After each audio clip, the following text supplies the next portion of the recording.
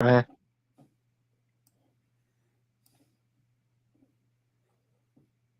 Are we live there? yep. Okay. Oh, well, it is um, uh, myself, Claude Balls, here with the Gangster Ghost, kindly providing the venue for the show, and my co-deputy leader, co-host, Big Bad Mama, as well. So, which is good. Um, So this idea was to have a show because there's been so many shows where creationists just um, say they want to discuss evolution, or example, or the Big Bang, or other scientific type things. Some of them theories, some of them not, and they all they do is they've read Wikipedia somewhere and they try and pick little holes in things that they probably don't even understand. But okay, that's okay.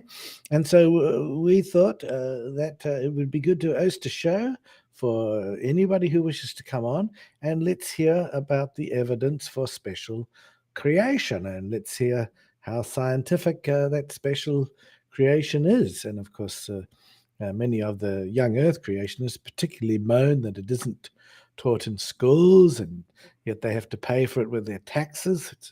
Always strikes me as a bit amusing coming from Kent Ovent, but however, that aside, so this is the chance in a friendly atmosphere to come on and give your best evidence.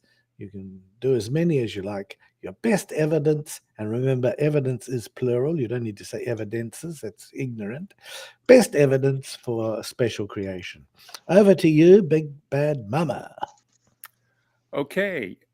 I just wanted to thank Logan for hosting this show. And these opinions, mine in particular, don't represent Logan's opinions. So I just want to make that clear.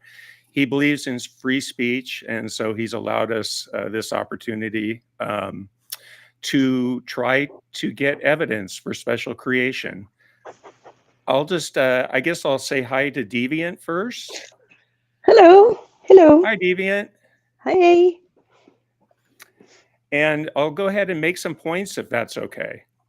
Yes, but and then if somebody comes on to give the creationist point of view, we can let them go, or wait till you've finished your points. That would be really good.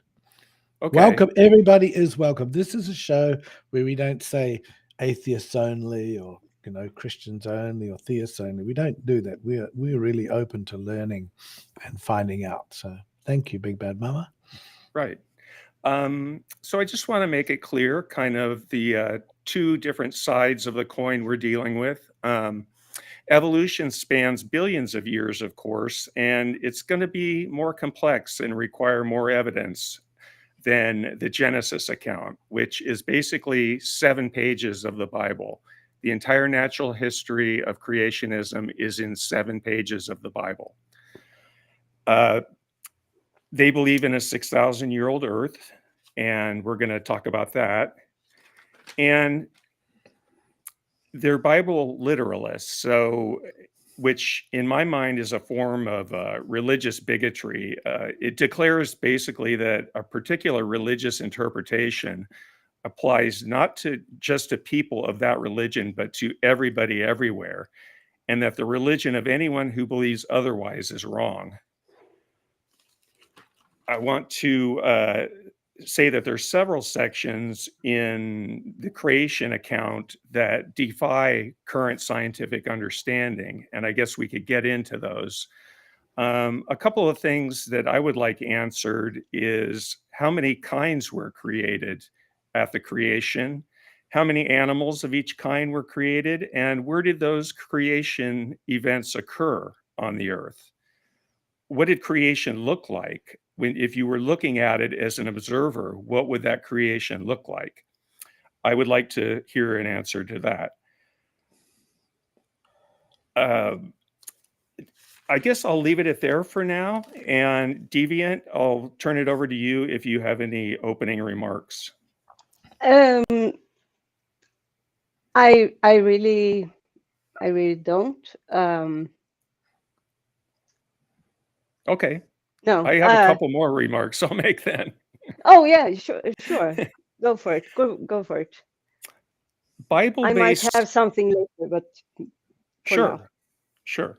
I won't be too much longer. Bible-based science has always failed. There's been no science that has ever been based on the Bible. True science is based on a study of reality. The Bible shouldn't be read literally. A literal reading of the Bible misses the meaning behind the details. It's like reading Aesop's fables without trying to see what the moral of the stories are. And it's far from clear that the Genesis account is a straightforward narrative, as it has a formulaic and poetic structure. So, Claude, I'll turn it over to you if you have anything else.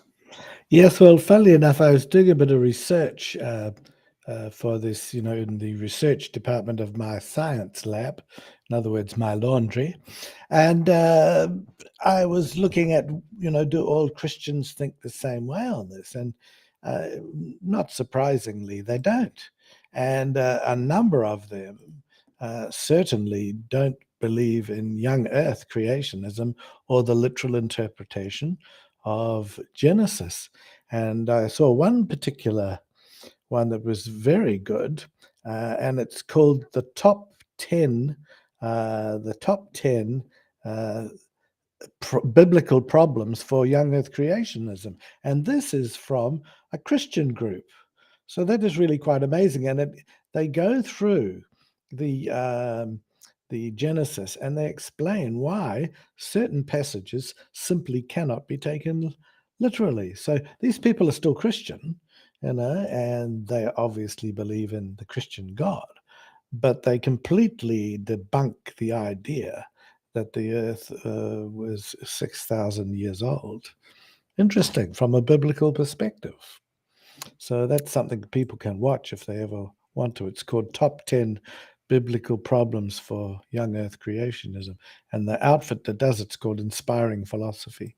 So very interesting, isn't it? That not everybody in the Christian community believes in this young earth idea. And the other thing is that, for the last few centuries, young earth was never a big deal. It's mainly come out last century, and mainly in the Christian fundamentalist type groups. And it actually started with the Seventh-day Adventists, who Kent Hovind would regard as being flawed. They're the ones that their leader, Mary Ellen, whatever, said she had a vision, and she saw the actual creation, and it did happen in 6 days. So, Kent's ideas and the ideas of answers in Genesis and Kenam and all those people, they really come from that Seventh-day Adventist group. So, yeah. Am I talking too much? No. No, Yeah. not at all. Yeah, so that's part of what I got to say, but I can say more about other things. But I think it is obvious to me that all the arguments against, evil evolution is regarded as evil. That's why they very cleverly think they call it evolution, and they have to manufacture what they believe are the facts to fit that literal Genesis. And that's where, to my mind, they go wrong. It's not science. And then when they call evolution a science, that's just to take attention away from their own religion. When they call evolution a religion, it's not a religion, and it doesn't fit the religion definitions. But it does fit invented religions, invented definitions by Mr. Hovind. And Ian, do you want to add anything? I do have some sections of Genesis that kind of maybe point out, I don't know if they're the same things as Inspiring Philosophy pointed out or not. That's Michael Jones, who Logan likes to watch his channel. He's an older creationist. Yeah. And so I would point out in Genesis that the earth formed before the sun. Light was created, yet no one can define that light. I've never heard a good definition of that light, and this is before the sun was created. Day and night, which are dependent on our sun, are mentioned before the sun was even created in Genesis. That's another thing. And also whales, plants were, of course, created on day 3, and yet the sun was created on day 4. Another instance where science refutes Genesis. And one last one I have is whales and birds were created before reptiles and, basically dinosaurs. So that's another one that I thought I'd mention. Yes, well, the one that it just seems so obvious to me is the business about the Earth being created and the plants before the sun. That is just totally scientifically impossible, because the planet gets its warmth from the sun, and the background temperature for space is low enough anyway, let alone without the sun at all, right? So you're out in space, you'll be snap frozen. If you're out in space or the Earth and there was no sun at all, it would also be snap frozen, and those plants wouldn't stand a chance. So I told them to go and do a test and put some of these plants in a freezer for 1 or 2 days and then bring them back to life. They're going to find it a little bit difficult. And turn that freezer down as low as possible, and you're still nowhere near what the temperature was. Kent Hovind's answer to that, of course, is, well, they only need to survive 24 hours. But he's implying that there's heat, and that heat has been contained in the atmosphere and in the Earth itself, which, if the sun hasn't been created, it hasn't. So that's a nonsensical argument by Hovind. Well, and the Bible doesn't say that.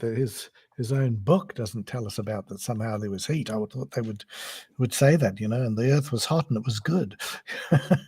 No, All it says was it was good. Yes, deviant. I'm so sorry. I did not mean to cut you off. Oh no, you weren't cutting me off. No, carry on. No, the Bible really doesn't say anything about all of the other planets and the universe, and that we know are there.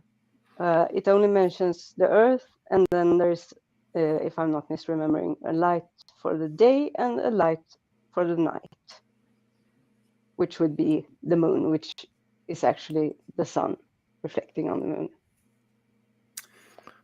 So there's definitely some holes there. Not to mention the creation of Eve. Right. I find it kind of problematic, to be honest. Yeah, it's a pity that we don't have anyone come on yet, because as we know, we're very polite.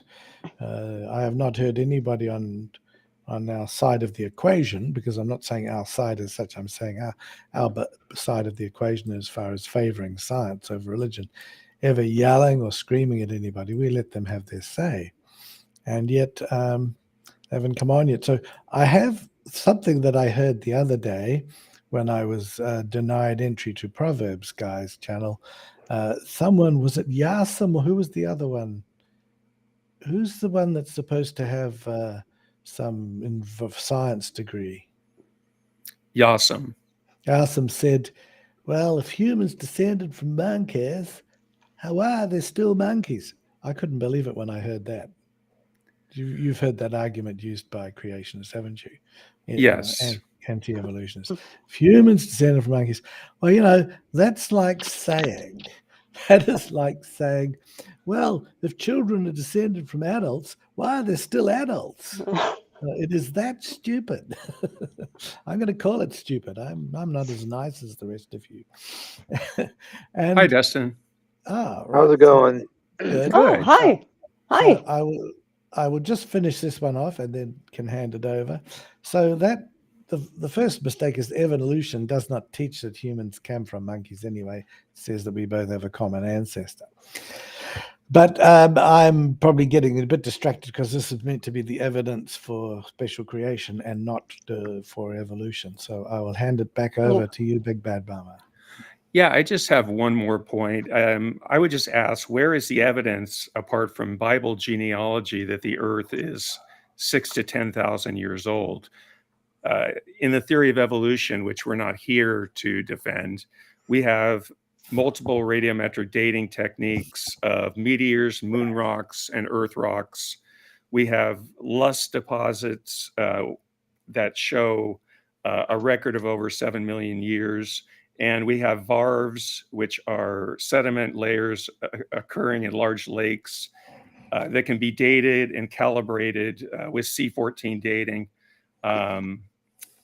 And I just want to hear what's comparable in the creation model to that evidence that we have from evolution.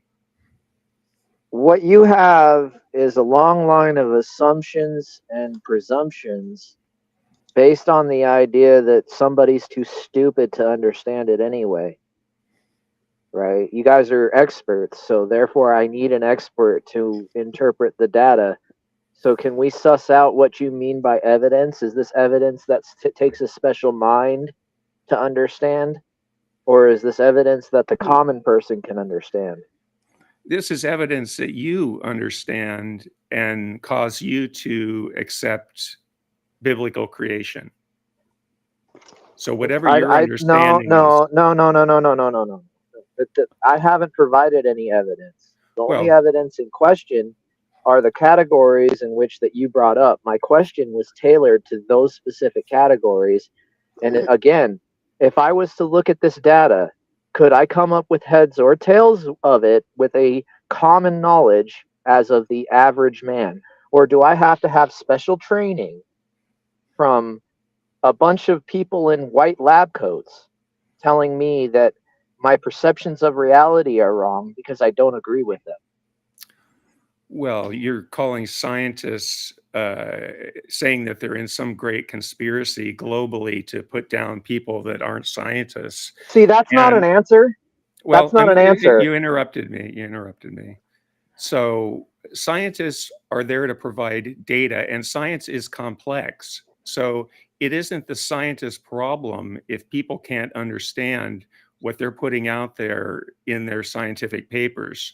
It's up to people like you and I to become educated on that topic, to be able to understand, or at least go to a person that we trust that has interpreted that information, maybe to a little bit more common language. But there's no wall between a scientific paper and yourself or myself. So with that being said, then you're telling me that it shouldn't matter the sophistication of my evidence, just the underpinning of the argument that makes it. No, I think what we're wanting is to hear your evidence, and then we will, using our, what kind of evidence are you going to accept, Claude? Well, any evidence. No, I can't tell you until I hear the evidence. If it's that someone told you, an imaginary friend whispered something in your ear, I'm probably not going to take much notice. But if I see scientific evidence of a bush bursting into flame and God speaking through it, I'm going to think this is why. So it's up to you to tell us. This right here is why I was asking specifically about the I mean, look, you have interpretations, right? I have interpretations. Well, tell us. Just because we disagree, I'm not claiming that you're an idiot because you believe what you believe in, right? You're the one who goes personal. Right? I'm sorry, you called me an effing retard yesterday. Okay, Dustin, so I stand by that. I actually stand by that. That's though. okay. Right. Let's get back on topic. So you can't say that and then say that I do. So anyway, but just give us your evidence. And I actually can. I actually can, Claude. Okay, I'm sorry. I absolutely can. Good for special creation. I'll let Big Bad Mama talk with you because I'm just going to be quiet, I think. Yeah, I hope so. Okay, so Big Bad Mama. Yes, sir. Well, okay. I mean, the name. Okay, I'm sorry, Dustin. Go ahead. I just look, if I start walking down a particular line of evidence, are you going to sit there and say, well, we have this scientific evidence that goes against your assertion, and because of XYZ numbers of people in lab coats, I have no grounds for my assertion? Is this going to become a mockery? No, Because No. you got, okay, all no, right, so Dustin, I think you're an intelligent guy, and you know, you're my friend, and I like you, and I'm not going to mock you. I just want to hear the evidence, and we'll let it stand if need be. We don't need to pick it apart at all. We're just, you know, we just want to hear what it is because we're interested. And I personally am not planning to mock you or pick it apart. I've already given my opinion before you showed up. So if you didn't see that, you can go back and watch. But at least that's what I have to say about that. okay, well, I can come at it from a point of mutual respect, and I appreciate you declaring that. Having said that, the evidence for special creation. We see in nature series of successions as far as lineage is concerned between mother and daughter and father and son.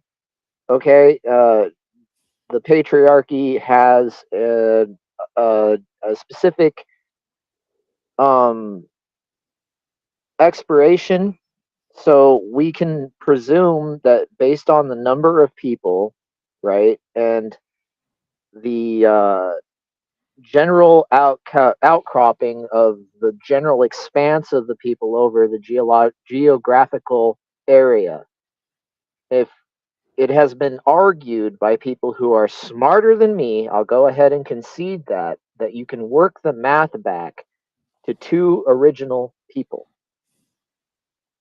So, I'm not necessarily the person that could walk you through the math because personally, I don't see it. Um, I mean, those it's just beyond me that particular kind of math. Uh, however, there is a. I'm really not the guy to do this, guys. Like, where's Christian Pike? Is he here? If I had somebody to bounce things off of, it'd be a lot easier for me.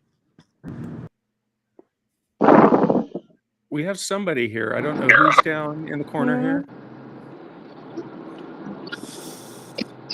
CRP. Hello. Hello. Hello. Who is this? Hey, Hello. can y'all hear me? Hi, Christian?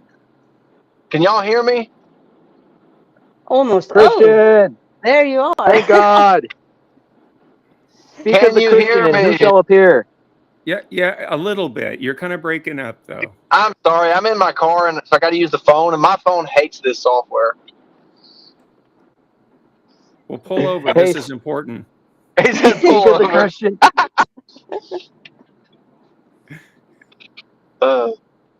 What's the question? We're looking for evidence for special creation. Oh, that's interesting. Yeah, Aiden told me y'all were going to have this conversation. He had mentioned it to me earlier. What kind of evidence are you looking for specifically? Well, I mean, I guess we're looking for what different kinds were created, how many kinds were created, where were they created, what's the evidence for biblical genealogy as being the time clock, which I know you're an old Earth person, so you might not believe that. You might be a gap theory person, but stuff like that, if you have an opinion. Okay, I think I understand. Okay, so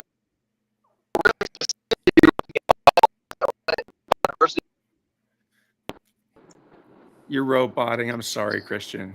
Yeah. are you looking specifically for biodiversity? Well, if you have an explanation for biodiversity, we'd like to hear it from the biblical perspective, or from your interpretation of the Bible. Yeah, from the biblical perspective, is sort of an My interesting phrase. suspicion. Go ahead, Dustin. My suspicion is when we look at the the geologic column, we see in insects a clear line of reduction in size. Okay.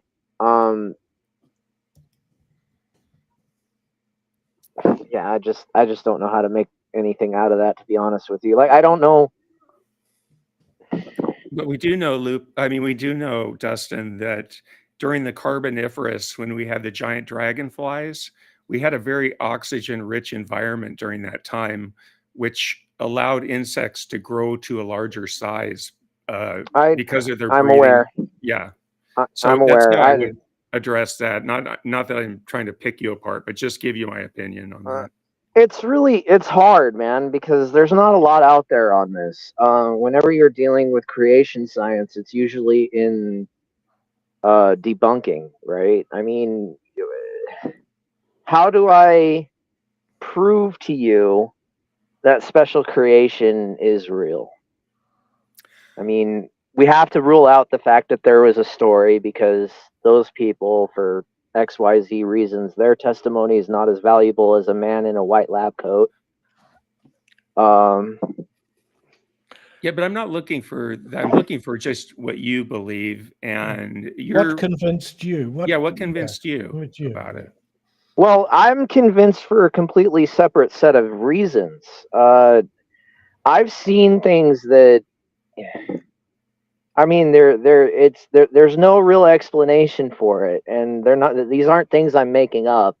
Like, I'm not looking for fame and fortune, and I'm definitely not an attention whore. So, like, I've seen things that caused me to. I've been shot. I've seen spiritual incantations. I've seen satanistic rituals firsthand. Okay, I've seen what it is to cast a spell, and I've seen what it is to watch the aftermath. Okay, like, the reality is, when you engage in witchcraft, you invite something that has no good intention for anybody, right? And the only way to avoid having bad karma is by tricking someone else into doing the incantation for you. So I'm convinced for an entirely different set of reasons than your scientific prescriptive set of logical deductions. So let me ask you something then. I understand your experiences and how those experiences might conform to Christianity, to a belief in Christianity. But then did you just go ahead and accept all the other stuff, what I would call baggage, along with your belief in Christianity because it came as one package? Or did you end up believing it? Do you know what I mean by this? I had a formal education into Christianity, their version of Christianity. There are a lot of parallels, but not everything is exactly the same. I have an idea of what arguments are bull crap and what arguments are solid, because of my exposure to some other literature that would suggest a few more things about the apostles that are then is included in the Bible. So did your belief, did your Christianity, were you a Christian when you were a child? Can you tell me that? Or that's not really my business, but. No, I wasn't a Christian as a child. I was exposed to witchcraft. So, no, I wasn't a Christian as a child.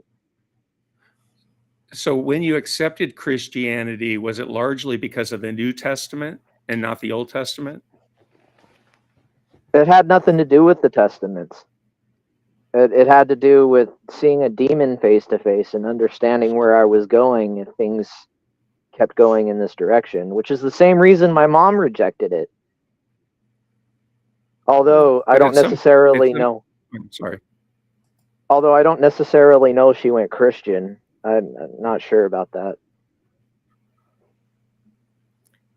Deviant, did you have something? Yeah.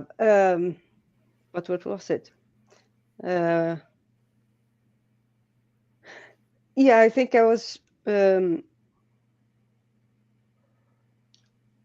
because now, if I'm not mistaken, you will have to excuse me. I'm pretty tired, I have to say. So I'm even slower than usual. But we're now talking about reasons for faith in general, as I understand it. Well, But it's more of a confirmation bias, I would presume. I mean, if I was being objective and I was sitting on the outside of it, I would have to give it that label, right? But I'm not trying to superimpose my belief on anybody. It is. No, that's not at all what I meant. I think what I'm trying to get to is I mean, we all accept and respect that you have a belief that we don't have. But being Christian doesn't necessitate that you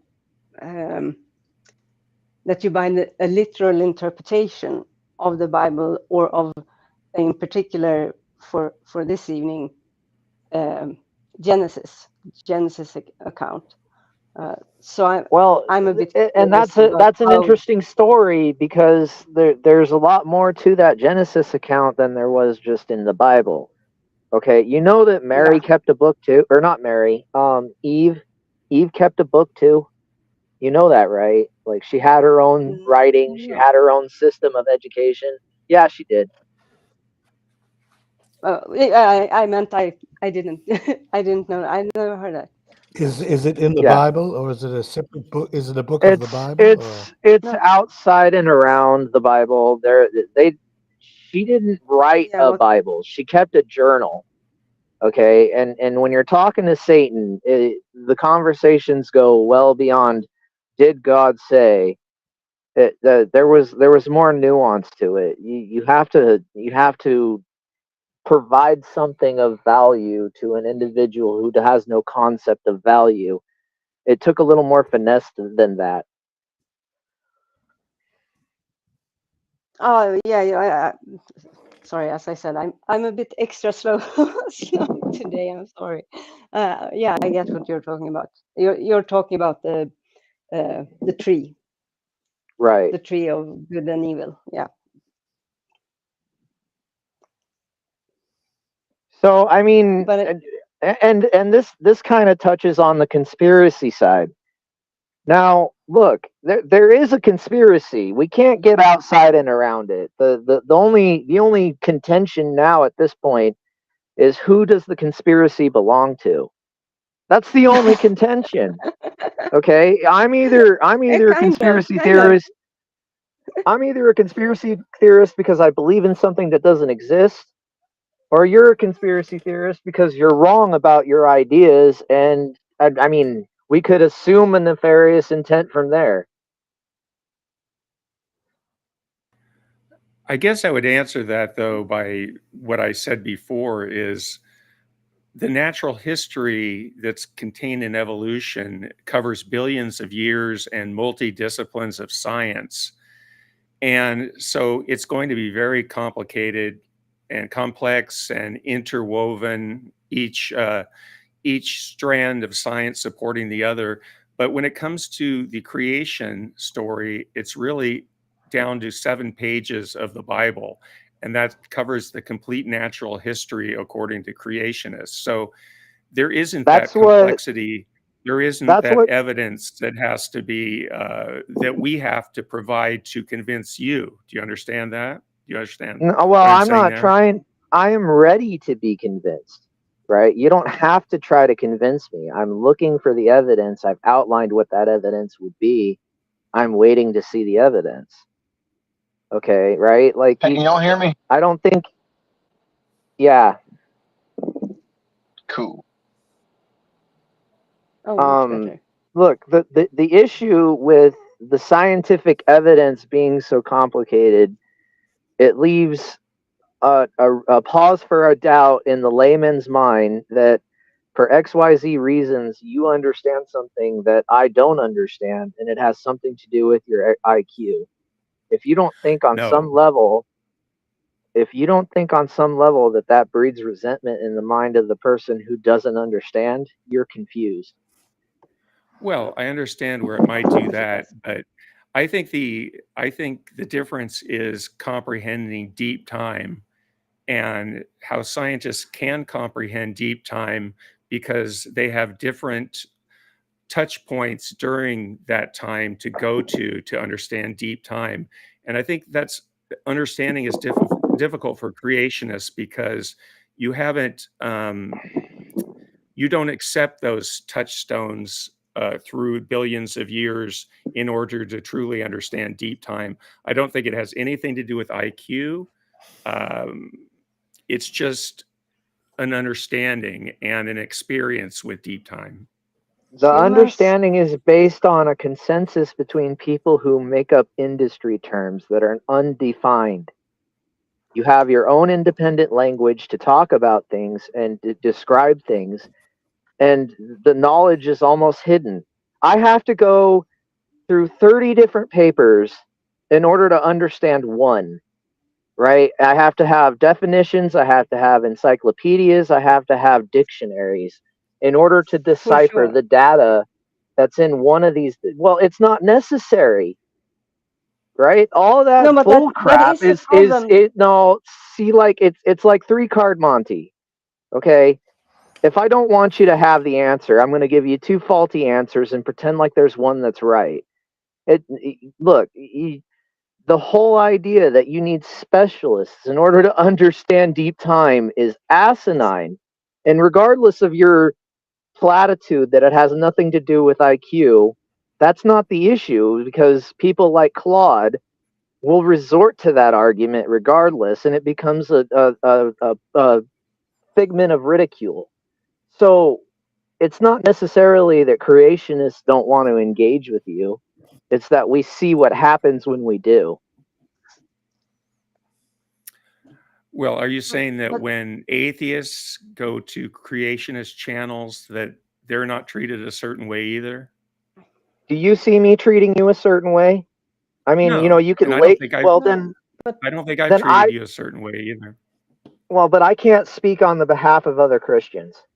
I'm not gonna do that. If there's a stigma, right? no, I'm gonna tell you that there's a reason for the stigma, and it doesn't matter whose reason it is. The reason is what should matter, and the reason is how you solve the problem, right? You're too focused just on the treatment and what should be done to correct the behavior because that's never gonna fix anything. The behavior is there out of a resentment towards leadership. but as you can't speak for other Christians, you can only speak for you. The same goes for us. So I'm not pressing you on the way you treat people. no. I kind of came in half a sentence after. That sounded weird. I was about to tag on to what Big Bad Mama said earlier. Go ahead, Deviant. So if I was to give you evidence No. for special creation, okay, go ahead. Yeah. No, I was just gonna say about the time issue. Then that is that there are two points The time I'd like to. the time issue the time Dustin, issue Dustin, is Dustin, let her finish, please. Yeah, because I'm also very scatterbrained at any Yeah, given day. just let her say it. Thank you. Yeah, the time issue. We as humans have issues imagining large amounts of time. I know for me personally, because of my education in ancient history and archaeology, I do think in a different way when it comes to time than, for example, my brother, who's a mathematician, thinks about time, because he doesn't have these, like Big Ben Mama said, these points in history. For me, when I say it's a long time ago, I don't mean, I mean, the Viking Age to me is like the day before yesterday. And for most people, that's not the case. So it's easy to see why time would be an issue. And it does not in any way whatsoever have anything to do with a lack of intelligence. It has nothing to do with intelligence at all. So I for sure, and Big Ben Mama has said the same thing, does not view it that way. The other thing, what was the other thing? It was kind of, I forgot the other thing. I babbled on too long. Anyway, yeah. That was well said, Devi, and I agree with that. It depends on what you've studied and what your experience is to how you understand time. And as a geologist, I'm going to understand time differently than an engineer or a mathematician, as Deviant said. And she's looking at time differently, probably more in line with a geologist than a mathematician. But that's what it comes down to, I think. It looks like we're going to get Lupin and maybe P-Town in here at some point. So, Logan, we only have 6. Is that correct? Spots? I can drop out. I can drop out and let them in. I will just be in the, I can make comments or you can ask me questions and comments. Okay, so I'll drop out now and we can bring someone else in. Awesome. Well, you don't have to quite drop out yet, Claude. The issue of deep time, the issue of deep time in and of itself is irrelevant to creation. Your whole issue with deep time is that you're assuming that it disproves the Bible.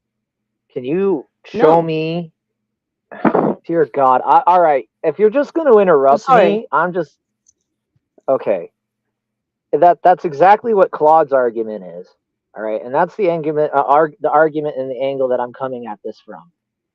So, I'll center this at Claude, so you don't feel like you're being attacked there, deviant outcast. Okay, Claude. Okay. Yes. Your whole presumption that this is a biblical creation conversation, and then you prefix it with, "Oh, science proves deep time." Like, are you trying to give me the opportunity to make a case, or are you trying to shoehorn me into something where you can ridicule me down the line? You French frog. It's Dustin. He's not even here right now, so yeah. Well, I guarantee he's going to hear it, or he's listening to it now. Either way, my issue is that deep time is irrelevant to special creation. If it was 30 billion, trillion, gazillion, bajillion frickin' years ago, that does not dictate the possibility that was special created, or it came out of absolutely no input to begin with. That's irrelevant. It's completely irrelevant, right? Because dictate the possibility that was special. Who was that? I think Claude's back, but I think he's got the stream going. I've just come back to say that was just disgusting, and since you're not going to reprimand him on it, I'm out. Do I get to go behind the woodshed, dude? I don't like you, bro. Disgusting. I don't like you, and you should not expect anything less from me, bro. I mean, the fact that you think that I'm gonna be. You did start that. You did start that exchange. And I'll finish it, and I'll fight it all the way through. I don't want to hear what he has to say. I really don't care. You're disgusting, Logan, bro. We might want to move. We might want to move on. Show where they love you. Then go on the show where they love you. God, unbelievable, unbelievable. Okay, so I think the point Dustin was making is deep time is irrelevant to creation, which I would answer that by saying that there are a lot of Christians that accept deep time. I would say there's a lot of Muslims that accept deep time. There's a lot of Hindus that accept deep time. So I think that not accepting deep time is, I don't know, or ignoring it is just an excuse to not deal with it ultimately and to address it. And there is so much evidence for it that it is something that does need to be addressed. Claude, I'm sorry, I tried to stop him when he was going off like that. No, well, it's just not worth. I just can't really be bothered with that. I was at the point to listen to his evidence for special creation. We maybe got a little bit of what he regards as evidence. I wasn't going to poke fun at it, and I didn't poke fun at it. And then that happens, and that happens all the time with him. So really, I don't think I'm cut out to be on a show with that person. I really don't. I think I've got to have some standards somewhere, and yeah, that just I was ready to listen to all this evidence, and it spent a lot of time. Just as usual, when we're discussing anything about evolution, we get all these red herrings, and yeah, so I've just come to the conclusion there's not much evidence for special creation, but yeah, I can't be bothered with that. Well, we didn't hear much then, I have to admit. Yeah. I didn't hear any evidence for special creation there. So, and I have to tread on eggshells, because disagreeing, or and did I laugh at when he, for example, talked about various was it demons? I didn't. I accepted that. I listened to that cordially and politely, and then I have to put up with that by a guy who screams and yells, and certainly has nothing to offer me. Well, he can't discuss a topic sometimes when he feels cornered, and that's how he reacts when he feels cornered. And It's unfortunate. It's something that I think he needs to work on. I know that if I did anything like that on the Proverbs page, well, I'm not allowed on it anyway, I would be out completely. At the first loud word, you would be out. So, yes, I mean, yes. Yeah, let alone swear words or anything, that's supposed to be the big no-no, but it isn't for certain people. They can get away with what they like, but anyway. Well, we'll see if anybody else comes on. If not, we'll probably call it a stream. Well, what do you call it, Patrick? I missed that. Sorry, guys. He said, I said, we'll call it a stream. And Logan said, well, what else would you call it? Yes, I remember that from. Well, go ahead. No, that's okay. I'm not. I left, to allow someone else to come on, and when I heard myself being abused. I wasn't even on there. Which I pointed out to Dustin. Yeah, I know. I think pushing it uphill with a pointed stick in terms of, I really do think we are. It's a shame Christian couldn't get his phone in order, but. Well, that happens all the time too. We've got to get it's got to get sorted. We'll just buy him a new. To people, Lupin is supposed to come on, or maybe P-Town, but that was a little while ago. Yeah, like 8 minutes. So we can't. Here is P-Town. Oh, good. P-Town's here. P-Town, my friend, how are you? Good, BBM. How are you? Good, good. Thank you for coming on. I try. I am really tired with my newborn baby. Developing a habit. Thank you. Congratulations. And, wonderful and not easy thing. Yeah, I'm sure you're a really good dad, though. You're a nice person, so. Oh, thanks, BBM. you have anything to add, P-Town, about our topic tonight? We're just looking for some evidence, or maybe what caused you to believe in biblical creation, because people have been talking about evolution on some of the channels and kind of what we consider like nitpicking evolution. And we just want to hear if the creationists have any information about special creation that we don't know, or what made them believe in it. Well, I mean, I think that the idea that deep time isn't conceivable to Christians is not true. It may be. There's something to it. Nobody did say that, though. Nobody did say that. No one said that. No one said that. Okay, maybe I'm rephrasing it incorrectly. Yeah, but what I'm. Go ahead. No, I was just gonna say, my claim, which I stand by, is that it is difficult to comprehend large amount of time. It doesn't have to do with being a Christian or any other religion, or not being, or whatever. I mean, not in general it's difficult. I agree with you. Okay, so here's my story. Okay, so at a very young age, I loved hanging out with my dad. My mom, she has mental issues. She struggled. Like if I asked her, how does the moon stay in the sky, and she couldn't tell me, she'd ask your dad, ask your dad later. And I was just still upset with her for not tell me about gravity, right? But my dad, from a very young age, he taught me about how light travels and how far away the stars are and how that's a measurement of time.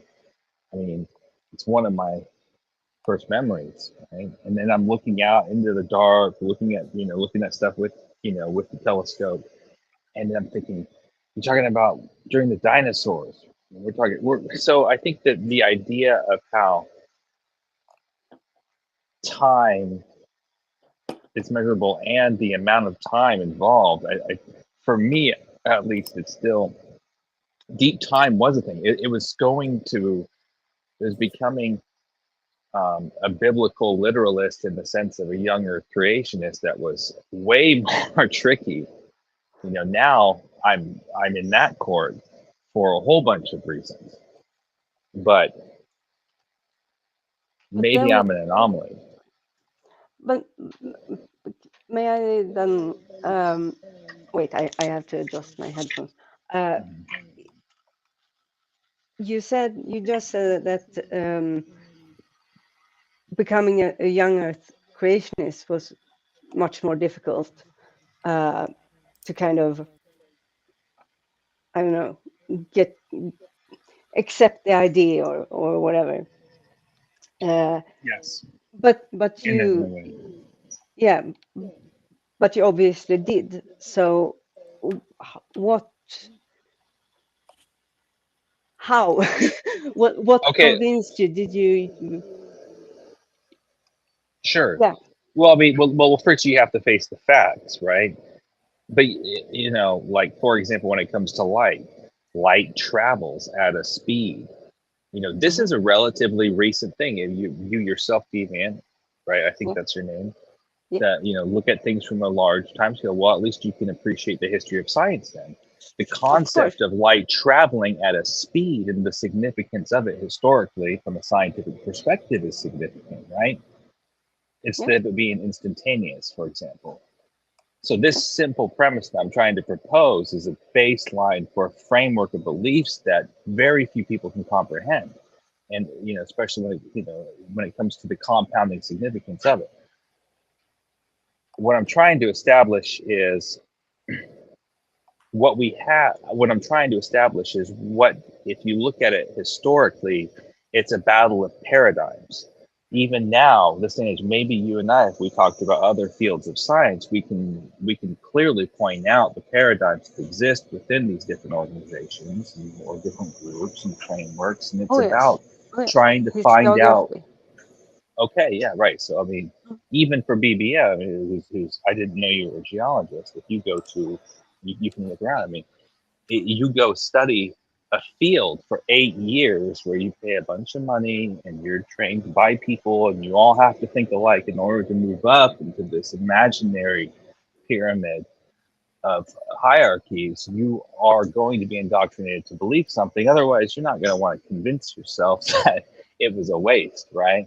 My point is that paradigms exist, and it's being able to challenge things objectively that becomes increasingly difficult. Doesn't matter, and being able to do that without assuming that you already know what you believe to be the truth. That's the most difficult thing, and especially for Christians as well as for people from the other side. Okay, with all of that nonsense said, for me, it's about probabilities. What's more likely to be true, and what do we actually know? The fact of the matter is there is evidence for a young Earth. There is. Is it as good as the other side? It depends on how you look at it, but in essence, no, of course not. But look from a Christian perspective, and the spiritual warfare that we're fighting, our foundation is in the Bible, and we believe these things for other reasons that you cannot see unless you have Christ and the Holy Spirit, and then you can see the truth. And this essence sounds, as Scripture says, right, like foolishness, but it's the truth. God wrote the Bible. It's supernatural, and it's revelatory. I mean, it's yeah. Who's talking? Keep going, P-Town. Keep going. But okay, so well, this is the essence of what Christians believe. I mean, our foundation is in Scripture, and yes, it is true that if Christian Pike comes in, for example, I will have to say yes. You don't. Being a young restorationist is not foundational to being a Christian. Period. Okay, there's only one way, and that's through Christ. Period. It's Jesus. That's it. Nothing else. Okay, but there are certain aspects when it comes to evolution, when it comes to not necessarily directly deep time, but that directly contradict the Bible, and you can demonstrate that this is clearly the enemy from a Christian perspective, that this is a spiritual war. Once you become a Christian, you can see it because of the opposites involved, because of the essence in every way. It's a war that's going on. And sorry, I don't know who's talking. No, that was me. My microphone wasn't working. P-Town, can I make one point real quick, just about, because you did address me. I didn't just start believing in evolution when I was in college.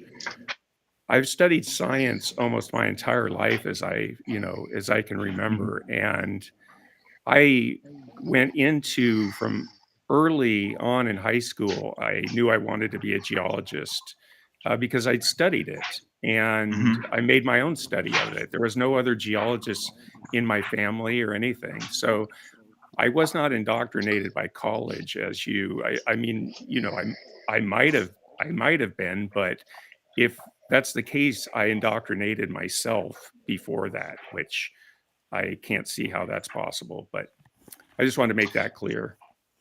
Well, it wasn't directed towards you. It was just directed in general, and it's not just colleges. It's in every little aspect of our lives. Every subtle innuendo on TV, as you walk down the street and see an advertisement, I can point it out and see it now. But we're all indoctrinated by the enemy, and much of it is lies. Here, I mean, if you're a geologist, for example, and this is trying to bring it back to the paradigms that I'm trying to express here. I'm from Eastern Washington. Well, kind of. I moved there when I was in middle school. And for years, there was a group of scientists saying all of this here was shaped by water, not ice, okay, for example. And it took 20, 30 years. Now it's finally accepted that it was the whole landscape shaped by rapid flowing of water. But just because it was against the paradigm of the scientists before, it took that long. Follow me? This is just a synopsis, you know. I think that when you look at the world, you can clearly see that it was shaped by water. Is there enough evidence compared to the I don't know. I'm not a geologist. I don't have the time. But there is evidence for it, is my point. And then you weigh the two. That's how I approach it. Can I just Can I ask a special point to P-Town? You said you were in somewhere, Washington, something, and it was shaped by water. I'm sorry, I'm not from the US. I hardly even know the geography of my own country. So, what was shaped by water that you were talking about, P-Town? Sure, you can go look it up, but just the land itself. strata formation? The scablands. I can't remember the technical term, BBM, but I think that's you would the know term. this, and I think you would be able to explain the history behind the science I'm trying to reference. Yeah, there were several massive lakes that emptied suddenly during the ice age. That's the now belief. But remember that the paradigm was held, and scientists had to fight and say no. But it was. Follow me. I'm just trying to point out that I follow you. Right. The evidence was sufficient, and it's still, because it was against the paradigm, it didn't. It took years for it to finally hit. And I think that there's much more of that out there. And I think I would challenge any scientist to tell me that that's not true, because we all know it's true. That's an aspect of science, right? I mean, should we, P-Town, when you're ready, we're going to move to Lupin. Yep, I don't have too much time. I'll go ahead and I'll give you guys like 3 questions. So hopefully they're kind of decent. But I'm really not going to entertain this for too much. But I'll give you guys. Well, we're here to get your evidence for special creation. Yes. Not really for you to ask us questions. No, you guys ask me a question and I'll answer it to the best of my ability. Okay, we can do that if that's the way you want to address this. I'll take one. Well, what's your evidence, apart from biblical genealogy, that the Earth is 6,000 plus or minus years old? Wait, so I have to remove okay, repeat the question, please. So apart from, what's your evidence, apart from biblical genealogy, that the Earth is 6,000 years old? 6 to 10,000 will make it. And no problem if you can't answer, it's no problem. We'll move on to something else. So what is the evidence for the age of the Earth being young Earth? Is that essentially that's good. What you're asking? Yeah. Well, I believe the more that we have done research and archaeological discoveries, we're seeing more and more evidence that there was a catastrophic flood that has shaped landforms all around the world. We find graveyards of whales in the deserts of Egypt. We find them in Peru. The flood model provides a lot of evidence, and it also gives us a timeline of when that happened.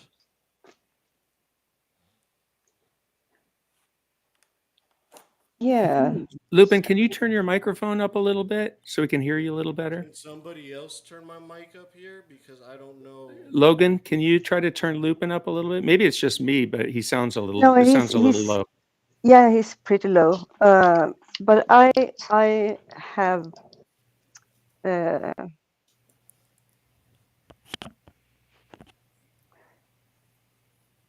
Yeah, you mentioned the whales being found in Egypt, in the desert. Yes, there are water lines in Egypt. Wales. Sorry, your accent sometimes Yeah, gets me. You said I whales. We found whales in Egypt in yeah. the desert. Yes, graveyards. Where? Because you know I'm an Egyptologist and an archaeologist. I have never come across this. So I'm curious where this was. I'm not saying it's not true. I'm saying I've never heard about it. So I would like to know if It's you Whale know. Valley. It is Wadi El Hitan is the place. There are some whale fossils there. And he's right. There is whale What fossils what in what? Peru. I don't know if it's a whale graveyard per se, but If you allow me to share my screen, I can show you photos as well. But Yeah, yes, sure. correct. Logan, is there a way to turn Lupin out? I did he not? Did he not turn Oh, there me you up? go. There you Is go. There. Now Awesome. you're good. Awesome. It's better. Yeah, Lupin, share your screen. Let me see. Share entire screen. Let me put this over here real quick.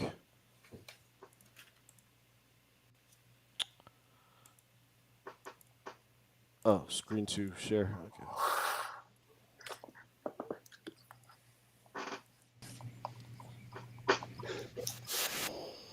So, as Claude said, let me go back one. Wadi Hitan. Ah, yeah. Oh, Oh, am I echoing? No, Yes. yes, yes. I'm not hearing an echo.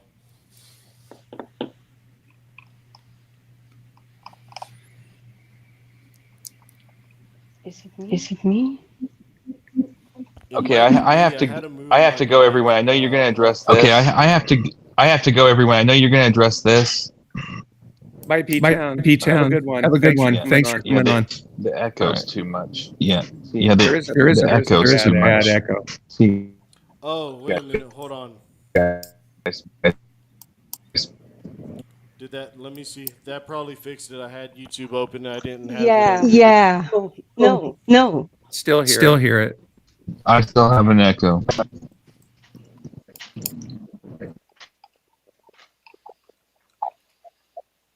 Somebody else talk and see if they are echoing. Hello. Hello. Testing. Who was the second person to talk? Who was the second person to talk? I still I hear still an hear an echo. echo. Yeah. Yeah. Let me leave the room. Let me leave the room. You guys talk amongst yourselves and then see if the echo is still there. Sounds good. It's not. It's stopped now. Yeah, it stopped Oh, I think it's when just the when Before you That's left, it screen stopped. share. Lupin, come back. It's just your screen share, so you can come back. So Claude, do you have a I'm looking question forward to for hearing. Lupin? I'm looking forward to hearing what Lupin has to say when it comes to these whales in Peru. I'm But you interested have to know what it's dated as. The whale fossils are dated to that whole area, and if that is longer than the 6,000 years of special creation. you have Lup, thousands of little evidences for there being a young Earth. If you look within our world as well as outside of our world, you can look Well, at. There's thousands. Sorry, Claude. You can just do your yeah. thing, but it's Can I just, just. because I asked about the fossils, I do recognize the pictures he was showing. It's not within my time frame, which goes back in Egypt. I mean, to about 8,000 or so. Okay. Can you guys hear me, or do you have to turn yeah. my mic up a little bit more? No, we can hear you. Gangster, is my mic all the way up? Is it maxed out? I don't know why Restream struggles. Sometimes it directs it to my Oculus Rift or my PS5 controller mic. It's better than it was, Lupin, but maybe if Gangster Ghost can turn it up a little bit more, it would be good. And I think Claude had a question for you about the age of the whale fossils or how they were. The age of the whale fossils. I found it now. It's on that same site. Yeah, 37 to 40 million years old. Yeah. Okay, well, if that's what they dated it, that's what they dated it. But as you guys may expect, I find a lot of flaws with their dating methods. So, what are the flaws? Can you tell us the flaws? The flaws include contamination, constant, whether the half life has remained constant. There's a lot of flaws. They could probably take portions of that whale, two portions, take it to two separate labs, and get year either thousands of years or even further gap in the window of the age of those. So I don't necessarily accept their dating Assumptions methods. is what you're saying, probably. Dating methods. Yeah, and that's a topic definitely for another time. I mean, that's like a whole show topic, but which would be an interesting topic to cover. Yeah. Can I rebut a question? Yeah, I just want to check if did you hear what I said about the whale? That I do recognize them. It's not within my area at all, but I do recognize them. Just wanted to, because I asked, I wanted you to know that. You said you're a geologist? No, I'm an archaeologist and an Egyptologist.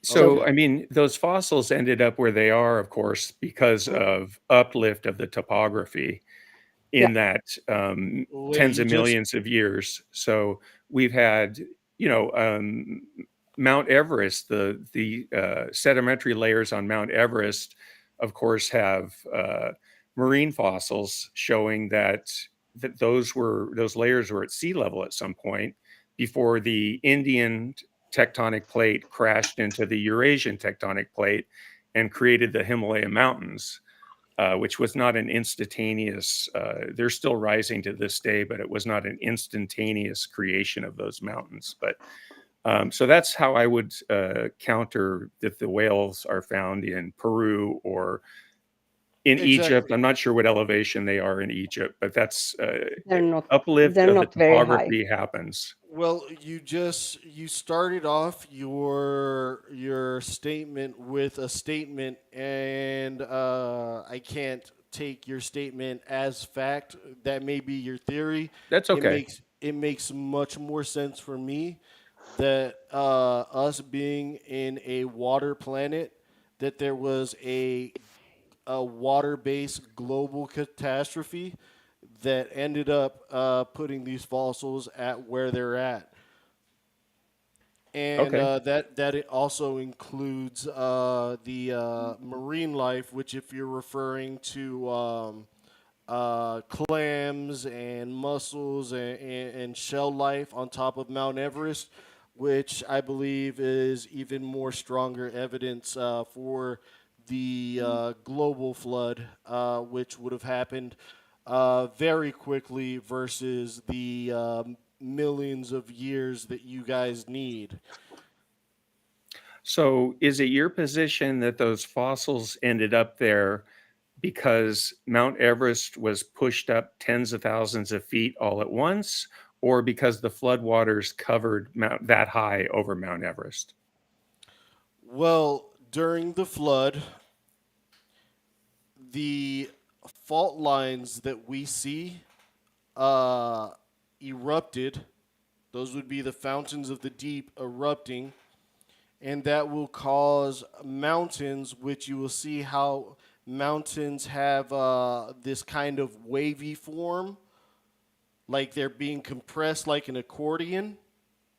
Do you follow? Yeah. So these rock formations would have been soft because there would have been immense heat and that these rock formations would have been pressed together, allowing for mountain formations to happen much faster because this global event was extremely violent, extremely hot, and would have done massive damage and would have changed the landscape very rapidly. Is this the flood? Are we talking about the flood?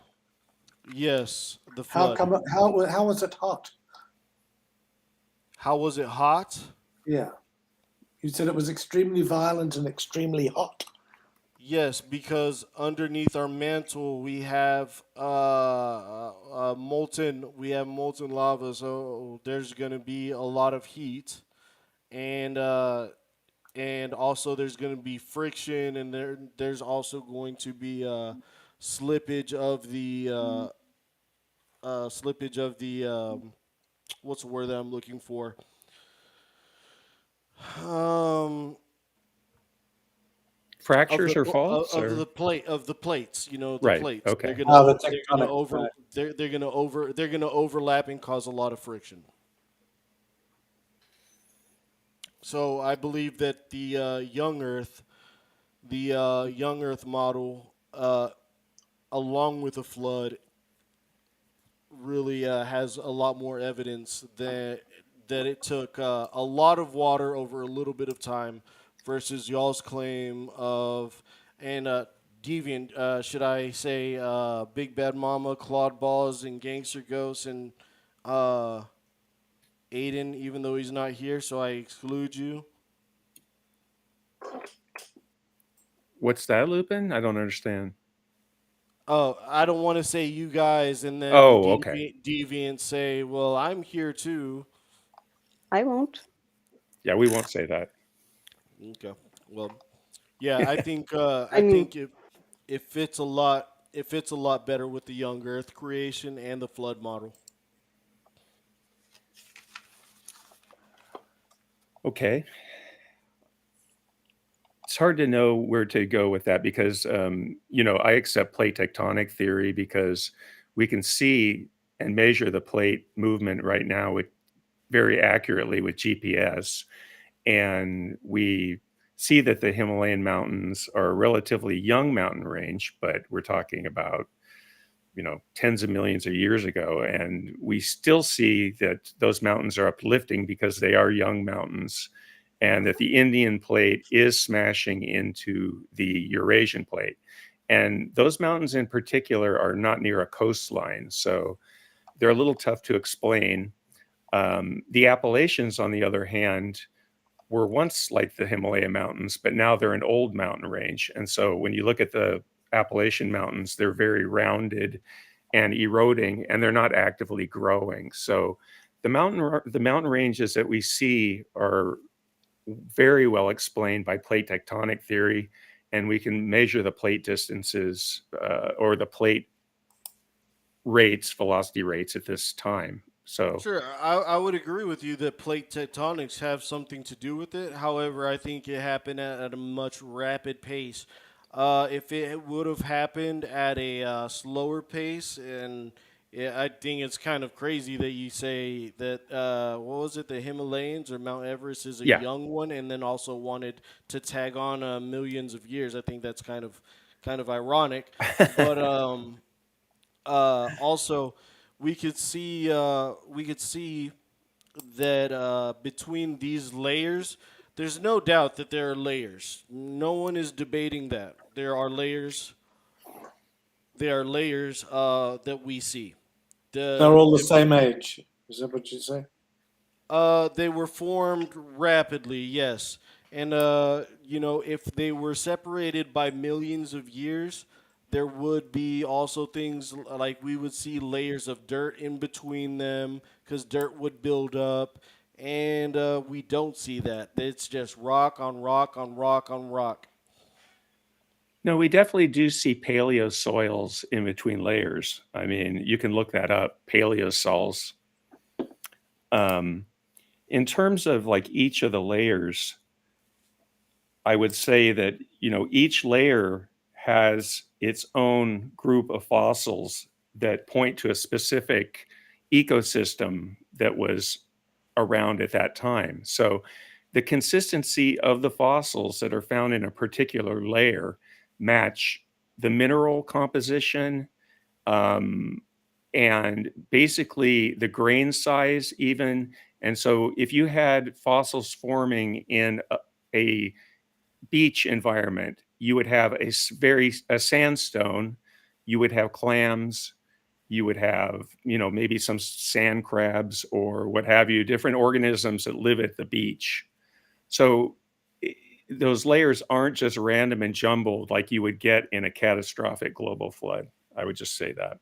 Well, no, they wouldn't be random and jumbled. They would be separated by their density and how dense they are, how heavy they are, and what material they are. Okay, I'll leave it at that. Thank you, Lupin. No problem.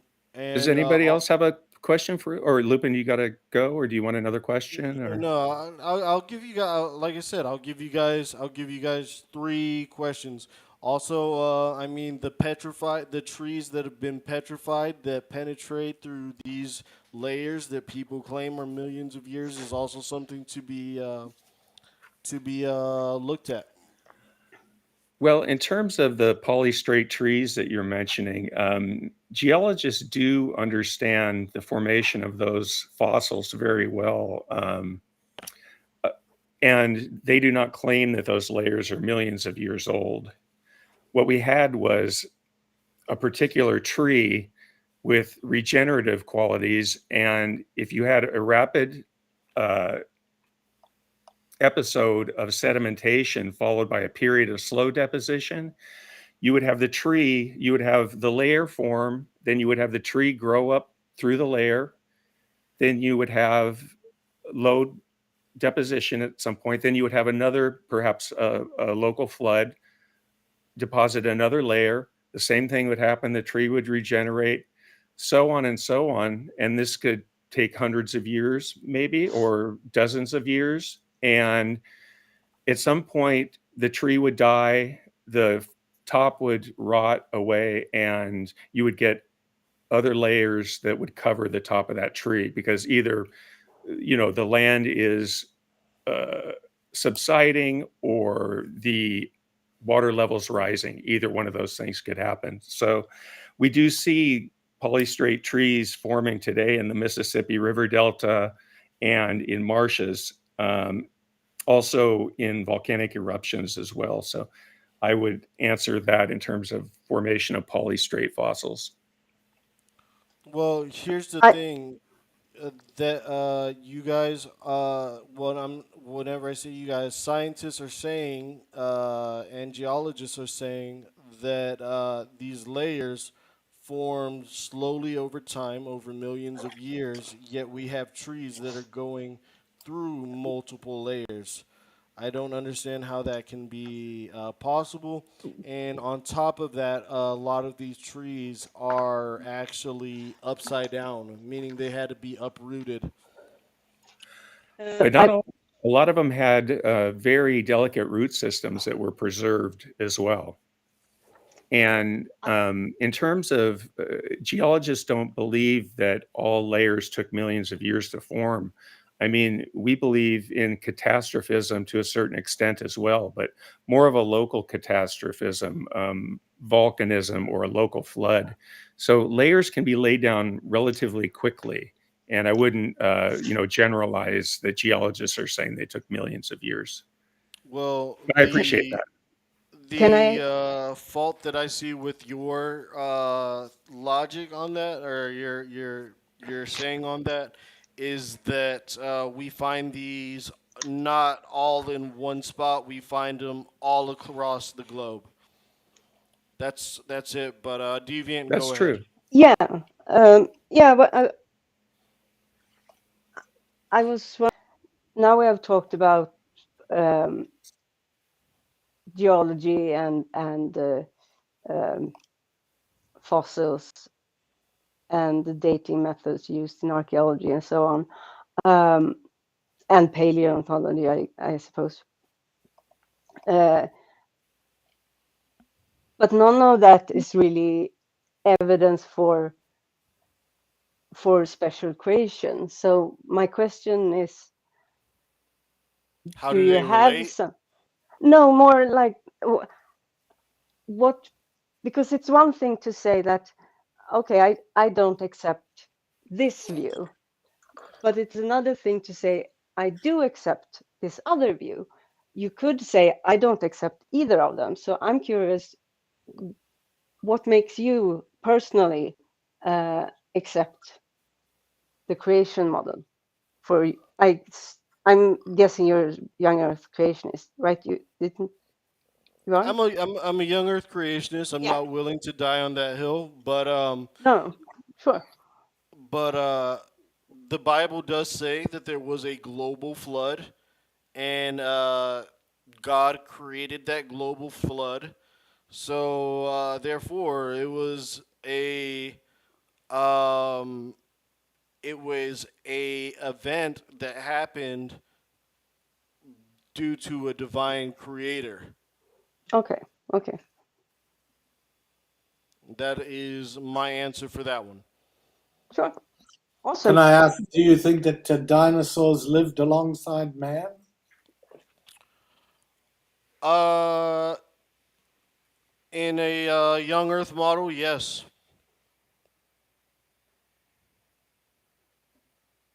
Okay. Uh, do you see that as an impossibility?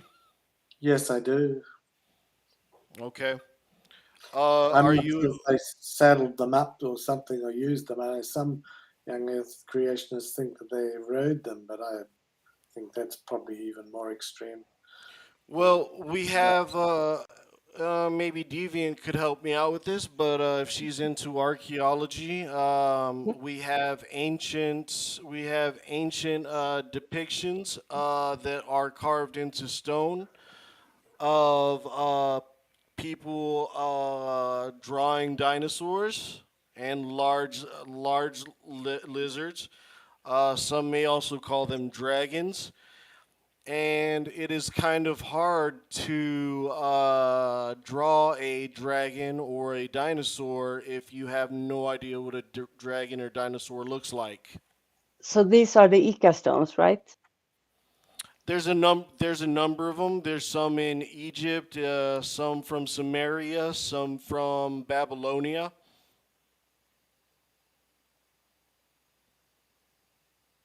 So there's quite a few examples.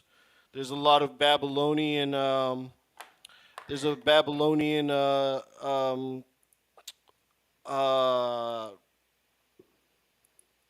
clay tablets and carvings of men holding a dragon or a terrible lizard or a very large lizard. Oh, for sure. There are a lot of examples of mythological depictions from the respective religions that people had in those areas in those days. I mean, if you look at Egypt and their pantheon, their creatures are quite fantastical, but that's just it. It's their mythology. I mean, I would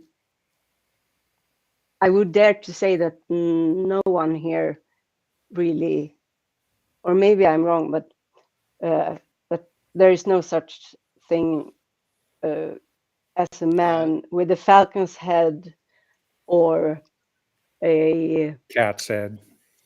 cat's head or half donkey. What am I saying? Uh, a crocodile head with a lion forepart and hypothesis.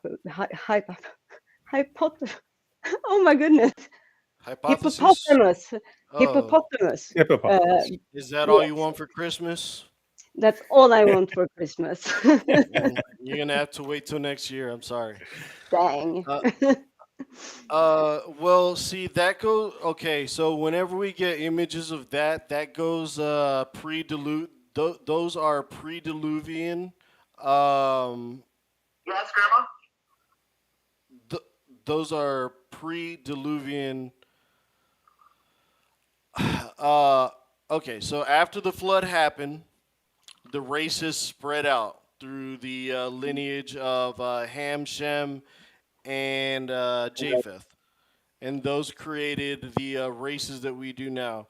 And what they wanted to do was to bring back or try and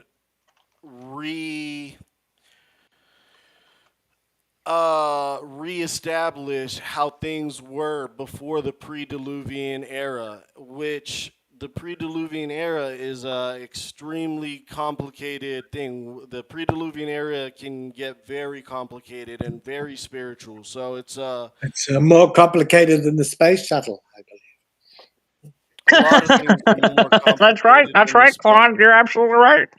A lot of things are more complicated in the space shuttle. Just a single cell. Lupin, let me address your dinosaurs living with man question. So in terms of geology, we see major stratigraphic groups of rocks that separate the stratigraphy that contains dinosaur bones with the stratigraphy that contains modern mammals, ice age mammals, and that kind of thing. And we do, I know you don't believe in radiometric dating, its accuracy, but we do have the dates of those showing, you know, the iridium layer and the layers that contain dinosaurs from 65 back to 200 and some million years or what have you. So we don't see human bones found in the same layers as dinosaur bones. That's never happened. We don't see mammoths found in the same layers as dinosaur bones, saber-toothed cats, dire wolves. I could go, you know, I could go on and on. Okay, let me ask you this. Were woolly mammoths and dinosaurs around during the same time? No. Okay, so what if I told you that they have found woolly mammoths and they have carbon dated that along with T-Rexes or some type of dinosaur? It was some type of dinosaur. It may have been a T-Rex. I'm not. I would have to go back and look. They carbon dated it and they found it to be within the same time zone. Okay, And then we'll look for that. They censored it. I could find it for you, but I'm not going to. Censored it. No, Conspiracy. they censored it. I'll Maybe they did. discredited it. Maybe the peer review process did what the peer review process is supposed to do and filtered out discreditable work. Aiden, can you turn your mic just down just a tad? Yeah. Sure. Sorry, I'll back off from That's it better. a little bit That's better. here. I'm sorry. Well, welcome Aiden to the stream, everybody. Hi, Aiden. Welcome, Aiden. In my opinion, it was. That was such a warm welcome, Lupin. Thank you. I appreciate that. I did say hello. Did I say hello? Hi, Lupin. Hey, how you doing? I hope you're doing I'm well. all right, thanks. I'm all right. Sorry, I'll let you guys finish this topic out, and I'd like to introduce a new one to the table as well. Okay. Back off your mic a little bit more, Aiden. Sorry. Yeah, like a mile away. Like about 2 feet. It's because of the acoustics of the room that I'm in. Honestly, it's not very conducive to. Oh, That's we'll what we fix all it. say. I'm sorry. I'll knock down a wall You're or two. okay. I apologize. You're okay. Okay, Aiden is going to introduce a new topic. Lupin, this is, I think, your third question, and Aiden's going to present a question to you or make a statement or what have you. Yep, go ahead. Okay. If you're not well versed in this topic, then that's perfectly fine. I was just curious if you would agree that when we look at uranium samples, not carbon dating or anything of that sort, but when we look at uranium samples, there's different isotopes of uranium. Now, uranium-235 is one of those isotopes, and we find in nature uranium-235 exists within uranium at a concentration of about 0.2, I believe it's about 0.2% per gram of typical uranium. Do you disagree with anything I've said so far? I I don't know. I don't know if anything that you said is actually factual. I would just have to take your word for it. I'm not sure on that topic. Okay.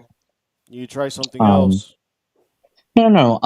Well, I'll continue on that same basis, and we can go and look into this even on stream if you want. I have no problem verifying this or not verifying it if it turns out not to be the case. But there is a example of a place called I believe it's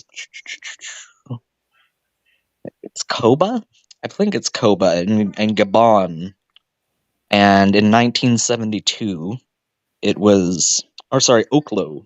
That's what it is, not Koba. Oklo, Oklo, and it's a site in Gabon where in 1972 they found uranium samples that had a uranium 235 concentration of 0.17%.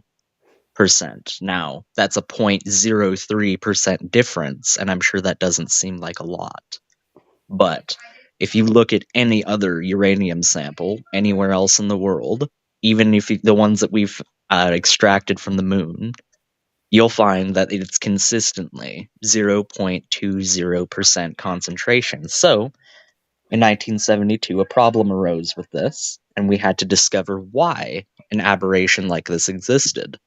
At first, it was thought that this was a sample from a artificial nuclear reactor, but upon excavation of the site, they actually found that no, Oklo is actually a natural nuclear fission reactor, and at the fissile rate that we have calculated for uranium 235, it would have been only possible for that rate of U-235 to be there if this took place some 2 billion, with a B, billion years ago. And we can talk about the decay rate consistency of uranium compared to carbon, but I think you'll find if you do research into this particular topic that the decay rates that we find for U-235 are a constant and are provable. It's why fission reactors are able to work the way that they do today. So that to me is a smoking gun against a young Earth model, because it would be physically impossible for that concentration to exist in any setting besides a man-made one if the Earth was only 6,000 years old. Well, I think we would have to. I'm not a expert on this study, and the question was very long. But I think we would have to examine if the decay rate was at a constant over that time. Also, we would have to take into consideration if there's been any contamination that could have affected the decay rates. And Well, U-235 only fissiles under very specific conditions. Like, it only becomes fissile with a moderator what present, does and that fissile moderator. mean? What does fissile Um, mean? Fissile means that a fission reaction is taking place. Basically, a nuclear reaction is taking place whereby two atoms are being, or an atom is being ripped apart on a subatomic level, and energy is being released from that ripping apart. So it's constantly decaying. It would be decaying at a constant rate with the presence of a moderator. That moderator, in the instance of Oklo, being water, much like it is for artificial nuclear reactors. But if So is it found in contamination. water? What's that? Is it found in water? Water was found at that site, which was the moderation, or the moderator rather, that allowed the fissile reaction to remain, because it would not be able to be fissile without that moderator present. Salt water or fresh water? I'm actually off the top of my head not sure if it was salt or fresh, but I do know that I'm pretty sure, anyways, that we use fresh for our nuclear reactors because we try to eliminate as many contaminants from our water as possible in nuclear reactors. So saline is one of them in that instance. So I wouldn't imagine why we would have salt water in our nuclear reactors. Now, whether that one is saline or not, I would have to look into particularly. I will defer that question to I'm not sure. I would have to look into it. You would have to give me Okay. information, and Sure. I would be willing to look into it. Yeah, so if you just want to Google it, I mean, I can try and find you a research paper if that would be better for you. But there's one here from Scientific American Blog Network that I just pulled up right now that I could link in the private chat. Okay. Well, yeah, no, I don't have an answer. I don't have an answer for you on that one. If you guys want, I will void that question since I couldn't provide you an answer with that. And if you guys have any other question, I'll give you guys one more. Okay, just so you know, the link is in the private chat if you want to take a look at it.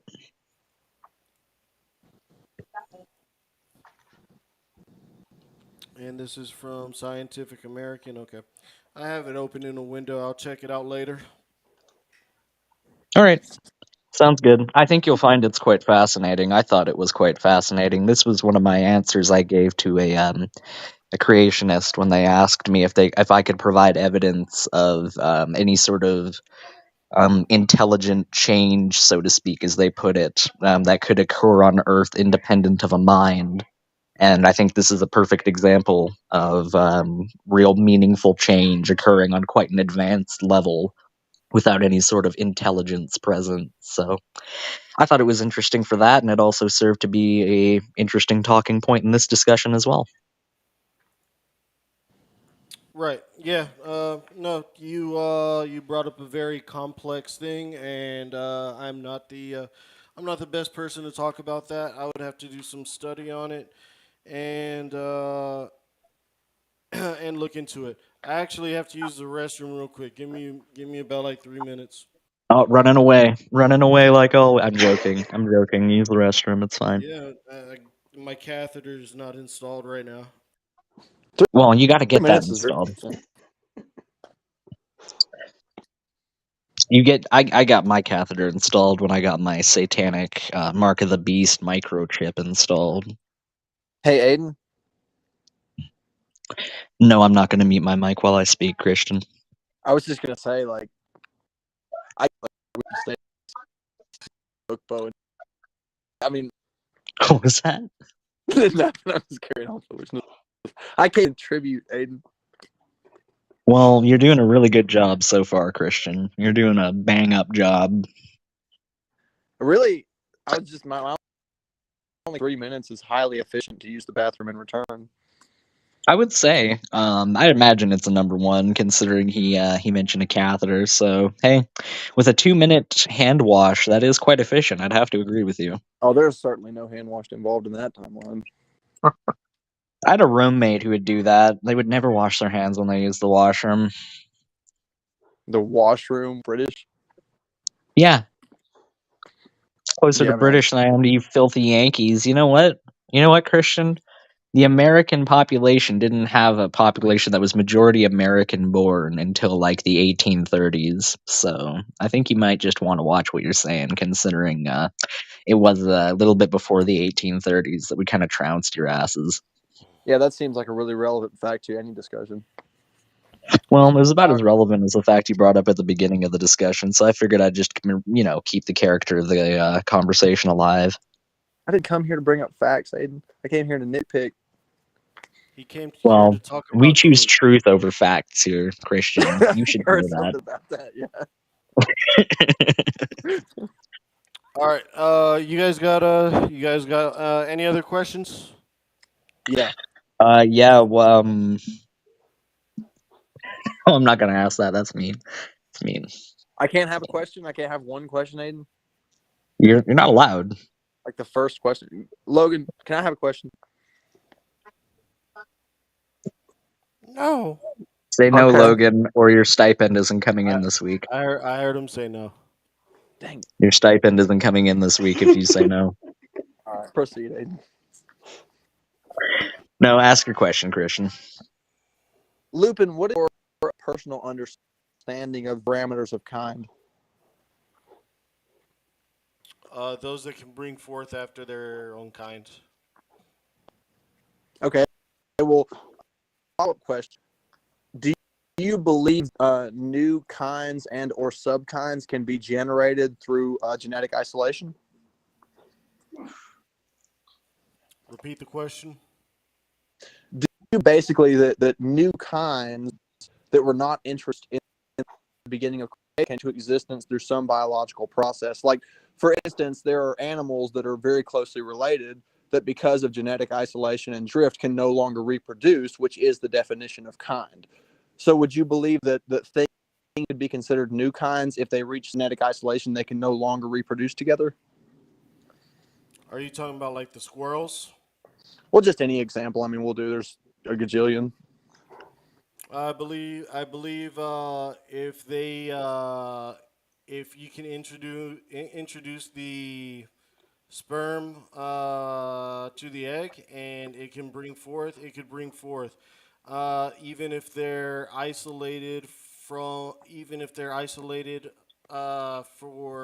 I can only say thousands of years because I don't believe in the older No, Earth like no, you I'm not guys. trying details. I'm just curious because we know that very closely related animals have genetic independence from one another, that they can no longer reproduce. Basically 100% certainty that they descended from common ancestry. Certain dogs, horses, squirrels, etc. So Can you my give me question, one specific example? Great Danes and Chihuahuas, So you don't think Great Danes and Chihuahuas can breed? they cannot bring forth. What about through artificial insemination? I'm pretty sure that that would not be a viable fetus. I'm not a biologist, but I feel pretty certain saying that. Well, feeling I'm gonna go pretty fact check. certain. Feeling pretty Yeah, fact certain check that, isn't a Aiden, because yes he's or trying to go with his feelings on this. yeah. Feeling pretty certain is not a good enough answer for me. Right. Well, do you believe? Well, let me generalize the question so that it can't be dodged. Do you believe it's possible for genetic isolation to reach a point where animals that do have common ancestry cannot reproduce? Yes or no?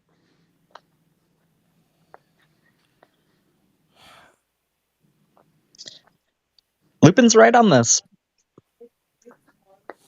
Oh, he got me Lupin's on the right Great on this. Danes? Great Dane Chihuahua mixes do exist. He got me on the Great Danes. Dang. He did. All right. He So did. general He is dodging your question. questions like Neo from the Matrix, but he No, he did did a get you good. there. No, he did a good one on that one. Lupin, the just general pushing the question. bullets to the side, just like The general question is the more important one. Do you believe it's possible for genetic other animals descended from hamsters can get to a point where they can no longer reproduce? Yes or no? man, I feel like there's assumptions built into it, and It's a hypothetical question. I'm que- not giving any examples. I'm feeling that question that you're asking me is more complicated than it should be. Like I feel like there's a Oh my gosh. simpler way Do you to answer it. understand the question I'm trying to ask? You may need to repeat it once more Sure. time. No, it's fine. That's no problem. I'm just trying to understand you, and I'm not trying to corner you or anything. I'm just trying to understand your thoughts on this subject. Everybody who works in biology and genetics and all the related fields to organisms agrees that You creatures can said become. everybody. You said first off, you said everybody. You're Yes. 100% sure it's everybody? You'd have to find me an example on that one to prove me wrong. But let me finish the question before you decide it's a bad question. It is. Let me word it in such a way where you can't stop in the middle of the question. It is commonly accepted among professionals in related fields that organisms can diverge in such a way where, though they share common ancestry with a humanity, they've reached a place where they're so genetically diverse that they can no longer bring forth with their own genes. Do you believe that is possible? And if so, would you acknowledge that as the creation of new kinds? No, I don't think that that would be a new kind. And the animals would have to be the same kind. The only thing that would happen would be genetic transfer to make new genetic code and new DNA. And they would not be able to diversify to a point to where they would not be able to interbreed. Okay, so For you believe instance, you could that. take lions and tigers can form ligers, ligons, uh, tigons. You know, Yeah, I got all that. So you believe, and correct me if I'm wrong, you believe that it's not possible for related organisms to give lineages that can no longer breed with one another. I don't believe so. No. Okay, that's actually the answer that I wanted. I appreciate that. Yeah. One more follow up before Aiden takes back. Why do you feel so strongly about that? Do you feel as though the Bible prohibits that kind of biodiversity? Well, I believe it's very clear that animals bring forth after their own kind, and you, as somebody who follows the Bible as well, also read that scripture. Right. And I would hope you would agree with it that Well, of if course, I don't they agree can, with your interpretation of it, but I agree with the scripture. yes, that they can bring forth after their own kind, and that's the way that I feel we've observed it since the dawn of humanity. No, I understand. Like, as far as if we're looking at the instance of special creation, specifically through a YUC lens, if we're looking at the instance of special creation, the scriptures are very clear that certain categories of organisms came into existence as a kind or a category. So, it speaks of the creeping thing kind. It speaks of the beast of the field kind. It gives these very vague general categories of kinds of animals. So, from a YEC perspective, I do think that you guys add a lot to the scripture as far as like giraffe kind and elephant kind, because it never gets that specific, obviously, but it does give these very general over organisms. But I don't think that has anything to say about what is to come through the passage of time with organisms. I guess that's the part I don't understand. Is I get you guys saying these things came into existence as independently created kinds. The scripture does say that, though it's much more general than you guys are, but it does say that. But what I don't understand is why you guys impose these certain limitations on biology throughout the medium of time where the scripture has nothing to say about it. It's almost like on what the Bible says about an iPhone. It says nothing about it. It doesn't comment on it at all. The Bible does not speak on what the limitations of biology are throughout successive generations in a changing world. It says nothing about that. And so the idea that creatures can diversify to such a point where their own cousins cannot breed with cousins, the scripture never prohibits that. And it's very obviously true in the natural world. So I just don't understand why you guys feel so strongly about this. Well, I would have to just say that the animals that were around before the flood were the apex of the apex. They had all the genetic. They had But all where the does the genetic Bible say that, superiority. Nathan? It It's the doesn't. only way that it's the only way that it could happen. It's But the the only Bible way that doesn't it could say happen. that. That There, those. Well, you know what? I mean, what do you think the animals were before the Bible or I before the believe that flood? there was a created kind of fowl of the air. I believe there was a created kind of beast of the field. I believe there was a created kind of creeping thing because that's what the scripture actually says. A lot of what you Sure. guys are imposing is conjecture. Uh, well, we don't know. We don't. For there, you're absolutely correct in the fact that we do not know the kinds of animals that were there before the flood and the animals that were on the ark. However, those animals, in our view, would have had the all of the DNA hyper packed, and we can find evidence for this. We find evidence of beavers that are like 10 times the size of the average beavers. We find penguins that are 7 feet tall that have been fossilized. Is that kind of your measuring So, stick for superior? Is just that they're bigger? I mean, that is a good indicator. Yeah, sometimes bigger is better, and things do show that we are gradually decreasing. We're not. We're as we transfer our genetics. Uh, the genetics are getting less evolved rather than more evolved. The line the I line guess like that. trajectory That is sounds going like so. downward. Less evolved? Yeah, that's where I wanted to stop him. When you say that, I'm assuming you feel as though human beings used to be a much more advanced and intelligent and capable species. But when like people who don't understand Darwinian theory make this same mistake, this idea or work eyes of nature. Not really like that. You know, survival of the fittest, the process through which biodiversity comes about, is simply better in any circumstance means better to fill a niche that is open. And worse means being outcompeted in a niche that is open or specialized in a niche that is no longer available. And so it's not really better or worse the way that we use the words colloquially. It's always situational as far as what is required to survive in that instance. So, well, I'll let Lupin respond to that, and then I'll say something. Yeah, I'm sorry. I didn't mean to talk the whole time. Well, I believe that we find evidence that things were bigger, badder, stronger. We find evidence of much large humanoid skulls that have no issue with producing wisdom teeth. Their teeth are much larger than ours. Um, Might even be Australopithecines. They're humanoid. They're humanoid. Right, so And are Australopithecines.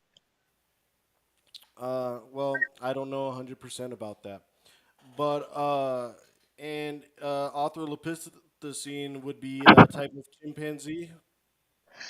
No, it would not. It is a species of the genus Homo, so they are a humanoid species.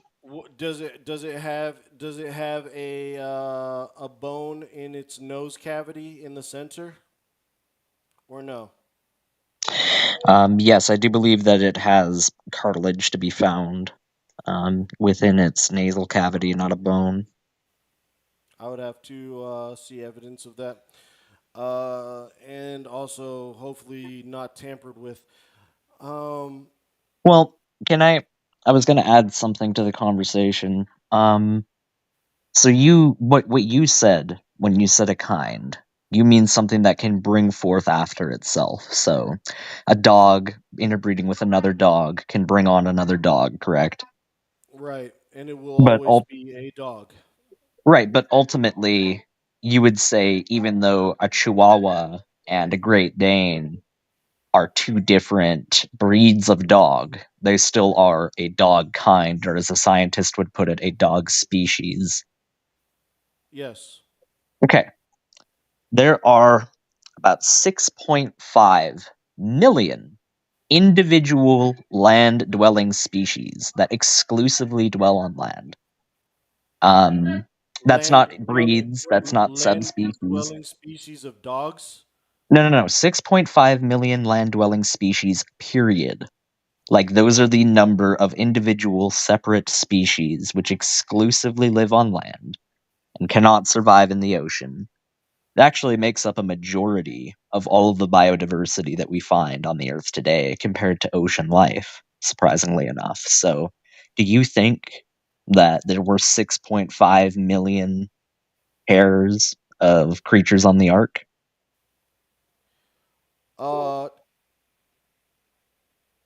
There were probably oh man, I think the number was around 30,000 to 40,000, but I could be totally off on that number. Um, but these animals, like I said, would have had every genetic. They would have been so genetically packed that the only thing that could have happened would be after they. It's very simple. Whenever they breed, the animal is going to produce an offspring. Okay. Now, this offspring may be shorter than this one. This offspring may be hairier than this one. This offspring may be less hairy, but they can also interbreed. And then those genetics will also be passed on to their offspring. Right. So through breeding Hmm. and genetic transfer, that will allow for a speciation and genetic transfer to allow for more varieties of these kinds, but they are still within the same kind. You cannot take a dog, even a Great Dane, and mate it with a mini horse. It would not work. You Okay. couldn't. So we So agree. We actually agree, it seems, at least on a basic level, with what constitutes a species, but you just gave a number between 30 and 40,000, and that's not the number that we observe as far as the biodiversity of the Earth is concerned. That's not the number that we find. no, I'm saying that that's the amount of animals that were taken onto the ark. Right, right. But you see what I'm saying when I say that there's 6.5 million individual animals and plant and animal species that inhabit exclusively the land that cannot survive in the oceans. That is a slightly larger number than 30 to 40,000. And you can argue radiometric carbon dating, but you can't argue taxonomy. We Well, have let me. taxonomically developed this system to be able to describe differences within animal species. And one of those differences is indeed the ability to be able to interbreed and produce a member of that same species. With that category in mind, you have 6.5 million pairs of creatures to account for, where only 30 to 40,000 are there. Isn't Okay, that a so slight so gap? let me see if I can summarize your question. So what you're asking me is how did we go from 30 to 40,000 animals on the ark to how many you say million types of animals that we have now? Is that what you're asking me? Yeah, how do we go from 30 to 40,000 animal Very species to simple. 6.5 million animal species? Or Very sorry, simple. land dwelling species, sorry. Very simple. Let's just stick with a kind of apex dog type animal, okay? Whenever that dog breeds, how many babies does it produce? I'd say a typical litter is about 3 to 6 puppies. Okay. 3 to 6? No, it could be 3 to maybe around 7 or 8. It's a little bit higher than that. And they grow up fast. And if you continue that process, I mean, just for humans, it explodes because the number just doubles and doubles and doubles.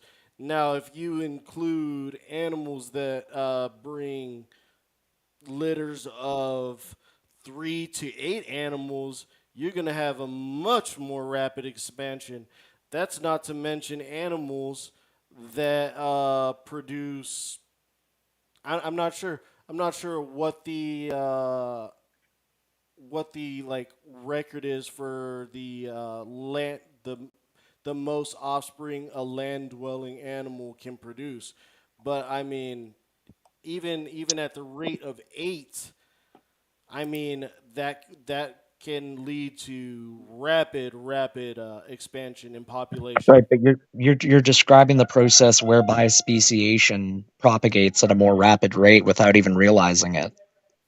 Because you're talking about a number of creatures, but I'm not talking about the number of individual organisms. No problem. I'm not talking about a number of individual organisms. I'm talking about a different number of distinct species. So when I'm talking about species, I'm talking about cats and dogs and ferns and palm trees and date trees and every single different individual kind, as you would put it, of animal that cannot bring forth any other kind. There is 6.5 million of those that we have identified through taxonomy. You cannot account for that in a time span of thousands of years without evolution at such a rate that it would make Charles Darwin wet himself. I mean, I don't know if you can if you could verify that, and I mean, What do you mean it's verify that? You can look into the taxonomy of what I'm talking about. Look into how many land-dwelling species live on the Earth, Lupin. This is readily available information. Are they still the same kind of animal? No, that's what I'm saying. That's what I'm trying to illustrate to you. They are distinct kinds of animals that cannot bring forth anything else besides their own kind. Like a palm tree is a different kind of tree than a date tree. Would you not agree? I would say that they're both trees. Yeah, they're both trees. That's correct, but they're different kinds of trees. You're not going to see a palm tree give a date tree seed, correct? Fair enough. Okay. That's what I'm talking about when I'm talking about separate, distinct kinds that cannot, as your own definition said, bring forth after any other kind besides their own. I'm trying to meet your definition, and even upon meeting your definition, the numbers do not match up. They simply do not. You have to account for such a massive exponential growth in biodiversity in such a short period of time that the only thing I can think of that could account for that would be extreme hyperevolution, I would say possibly extreme speciation. which is evolution. I Yes, don't you're almost there. You're almost there, or Lupin. genetic diversity. Almost every creationist you meet will say that yes, we see speciation happen, but we don't consider that evolution. You know, it's just like when two humans make a child, they could have a child with red hair and blonde hair, and they could have a child with freckles. But I mean, regardless, Wait, they're you still just acknowledge speciation? uh, speciation or diversity within their own kinds. Well, that's speciation is the process of evolution. For you to say that you don't consider that evolution is Okay, literally just a linguistic difference. I'll say That's that's deviation. that's the I'll only say thing the deviation. difference is. Then I'll take that back and say deviations within their own kinds. Well, I mean, you can try putting it back into Pandora's box if you want to, but I'll I think stuff that it in even there. you realize in the course of this conversation that you're digging yourself into a bit of a hole here. Oh, not really. Okay. Big Bad Mama, do you have anything to add to this? Yeah, about to have to head out. So, last Oh, question. sorry, I Uh, didn't mean to keep you longer then. no, you're fine. I'm on here on my own volition. Is Big Bad Mama there at the moment? Hello, Big Bad Mama. Hello, Big Bad Mama. BBM, BBM, I was calling you. Well, you might have muted yourself.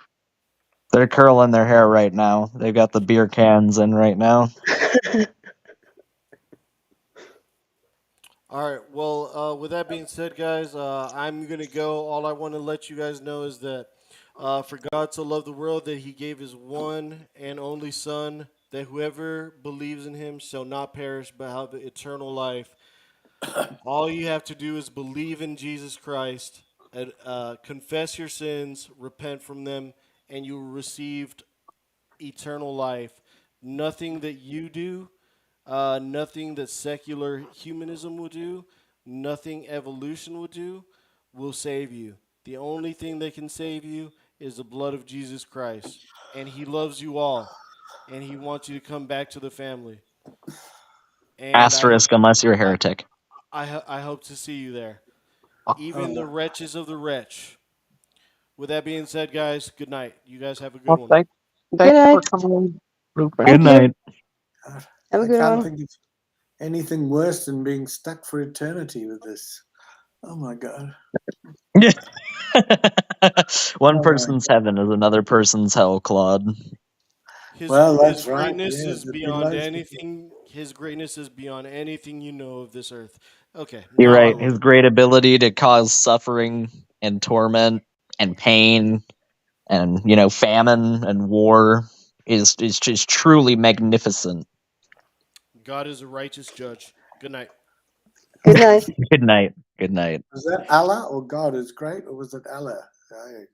Well, I mean, hey, it's just Arab for God, but I'm sure he does. Well, no, actually, Lupin would know that. He actually seems to have done a little bit of studying about Islam.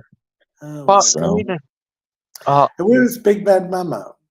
I don't know where they went. Yeah. Claude, did Leaders you in see this that? show. Did you see that verbal thrashing that just took place there? Did you witness that? Where me and Christian asked him questions and he couldn't for the life of him respond to them. Yeah, well, I think the thing is they think that they have responded, and it just becomes mind numbing. I think. He keeps it's almost to the level where I don't know if he's actually misunderstanding it, but I kept having to explain to him because when I told him there's 6.5 million land dwelling species, he started down this tangent of, well, there's like dogs have like 8 puppies, so it's not that hard to explain why there'd be no. That's even if it was individuals, there's more people in this world than 6.5 million lupins. So it's not individuals, it's species, it's different kinds. And I just kept having, and then when it finally got to him, I did not get an answer to the question besides, well, I don't know. I mean, speciation, but slightly different verbiage for speciation. It comes across as nothing short of semantics at this point. Like Well, they're disagreeing for the sake of disagreeing. he did. No, wait. Am I mixing the two up? Pitan and no, I think it was Lupin who said that his belief was, or his position of creationism was based on faith alone. So, I mean, Right, but that's not. But then he tries to use evidence, so it's not just faith. That's not true course. because he tried citing evidence. So faith and evidence are antithetical to each other, in my opinion, because faith is the supplanting of yes, evidence. I'm not even saying that yes, to be offensive. I'm really not. That's just what faith is. It's saying I don't need evidence to ascribe yes. to this thing. Evidence Oh, is yes. not necessary for me to buy into this. I'm going to supersede the need of evidence for the sake of having this faith. So Yeah. I'm sorry, but if he did say that, he's doing nothing short of talking out of both sides of his mouth. Because on one hand, he's saying that he's using faith, but on the other hand, he's trying to use evidence. And that's trying to have your cake and eat it too. I'm sorry. I can respect somebody if they literally just say, you know what, it's my position because I have faith in that, and that's my faith, and, the buck stops there. Okay, fine. But don't try to start giving data charts to me. And don't try to start arguing through a scientific basis why you think creationism is true at that point, because then it's not faith based. Then you are just trying to come up with justifications for your position. And that goes to show that your faith isn't necessarily as solid as you think it is. If you need to try and justify it with evidence, then that's a pretty shaky faith, in my opinion. Yeah, I don't disagree. Well, I think that was Dawson who said that. Yeah, Okay, well, no. I'm only going off of what Deviant Outcast said. Oh, If it sorry. wasn't Yeah, and Lupin, as I said, I can be mixing them up. As I said in the beginning of the show, I am if it wasn't Lupin, then not Lupin, I take really back what I sure. said. Yeah, it. I don't know if it was Looping. It could have been P Town. It could even have been Dustin. So I But I shouldn't mean, like, have said anything. That's the bottom Sorry. point, I think. it's okay. It's okay. Oh, sorry. But I mean, like, in that conversation, Christian Pike and him were arguing over, Great Dane Chihuahua mixes. And I actually backed Lupin up when I looked into it and found the information. So I'm not just trying to go on like an anti-Lupin screed here. I am genuinely just trying to evaluate his modus operandi of as far as how he gathers information and processes it. Like, I do hope that he reads that Scientific American article that I shared with him, because I think that'll be a really interesting insight to him about the age of the Earth, because I think a lot of creationists rely exclusively on radiocarbon dating as a means of refutation, whereas there's a lot more numerous evidence than just radiocarbon dating for the age of the Earth. Yeah, there's also I'd that's like to something I think would that like to sorry. I'd like to think that was the case, but it won't be. I've realized today we're pushing it uphill with a pointed stick. And I should have known all along. There will be no change of mind. There barely is a mind to change. But it's not true that there won't be any minds We're not changed trying to or change the opened minds or of oh, there you Lupin. are, BBM. We're trying to, Yay. if anybody watches this, we're trying to give them the information, not to Okay. change Dustin and Lupin. Hi, Deviant. Right. Hi. Oh, that's fine. Sorry, I got the wrong end of the stick. We were trying to. Should we wrap it up pretty soon, guys, and Yeah, kind of Yeah. call it a show? I would just like to add one point about the carbon dating that was mentioned earlier. If that's okay? Yeah. Of course. Yeah. Go ahead. Yeah, I mean this because I've heard the claim earlier or previously that you, for example, if you send the same fossil to different laboratories, they will come up with or they could come up with different, completely different ages, and that is of course not true. And instead of citing like the scientific reasons why, because that's not that's not what archaeologists do. We don't do carbon dating. We use carbon dating.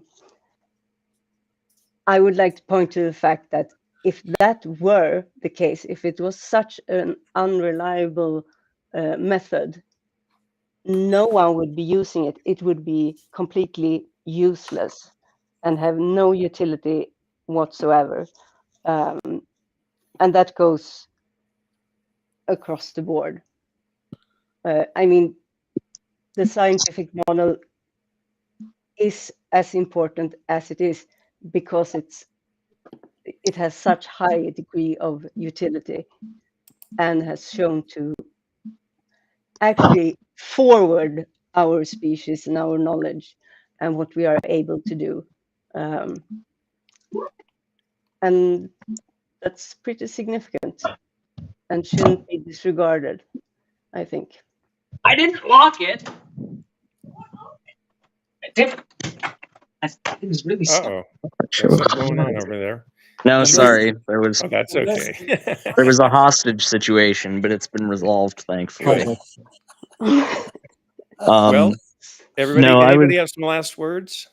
Yeah, I was just going to finish Deviant Slot just by saying not only that, but it wouldn't have a perfect correlation with potassium iodine dating either, if it was just a bunk science and it didn't have any sort of actual validity as far as inconsistencies are concerned.